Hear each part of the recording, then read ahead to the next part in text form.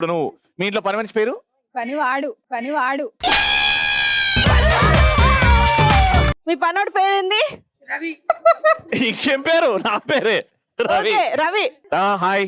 ఏమండి? మీరు మొన్న ఫేస్బుక్ లో ఆన్లైన్ ఉండే కదా? ఏమండి? అరే మేకప్ నైస్. మా ఇంట్లో పనోడు రమ్మంటే రాలే, యాషాలేస్తాడు. మీ ఇంటికి వచ్చాడా? అదిగో వచ్చాడు ఇప్పుడు. హాయ్. అరే నన్ను పట్టుకుని హాయ్ చెప్తున్నావు ఏంట్రా నువ్వు?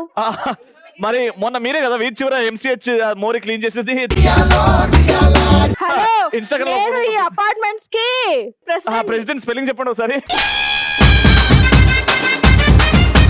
నువ్వు నెలలో 10 రోజులు మానేస్తావు, జీతమేమో కట్ చేయొద్దు, మా ఇంట్లోనేమో మడి, పొద్దున్నే వంట, పూజ, వ్యవహారం.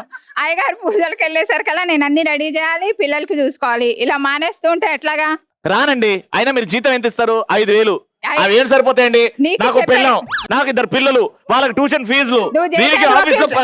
మేమే డబ్బులు ఇవ్వాలి. మానేసింది షాపింగ్ కాక మళ్ళీ పోతుంటారు. గట్టిగా అరవడం ఇక్కడికి వచ్చి మరి మరి ఏంటండి? అట్లాంటప్పుడు మానేయాలి. ఏంటండి? నువ్వు పక్క- ఫస్టే చెప్పాలి పక్కన మానేస్తానని. మా కాకినాడ ఇంట్లో 3,000 ఇస్తారు, మీరు మరి ఆఫ్టర్ వెళ్ళు. 5,000 ఇస్తున్నారు. మరి వెళ్ళు. అదేం సరిపోతుంది మాకు? 3,000కే వెళ్ళు. 3,000 ఇచ్చుకుంటే 5,000 రెండు పూటలు టీ కూడా పెడతారండి. మీరేం పెడతారండి? మేమే ఇస్తూనే ఉన్నాం కదా నీకు రోజు కూడా. నైవేద్యాలన్నీ నీకే పెట్టి నీకే ఆయన పెడుతున్నాం కదా. నేను 10 రోజులు కాదు 15 రోజులు లీవ్ పెడతా, కానీ నా జీతం మాత్రం అంతే ఉండాలి. అట్లా ఎందుకు ఇస్తారు మరి? బల్బు అది అంతే నాకు. నువ్వు అంత రూపాయి మాట్లాడేట మేము ఉంచుకోము. అట్లా ఎక్కువ చేస్తే మీ ఆయన కిడ్నాప్ చేస్తా. ఏంటి మా ఆయన్ని కిడ్నాప్ చేసేది? నన్ను మా ఏరియాలో పన్నోడు డాన్ అంటారు. అవును, మా ఆయన్ని కిడ్నాప్ చేస్తే నీకు మంత్రం వేసి మా ఆయన చేస్తాడు. మంత్రం వేసి మరి మా ఆయన ఏమనుకుంటున్నావు? ఏం చేస్తారు మీ ఆయన? అది మా ఆయన జ్యోతిష్యం పూజారి. మరి ఏమనుకుంటున్నావు?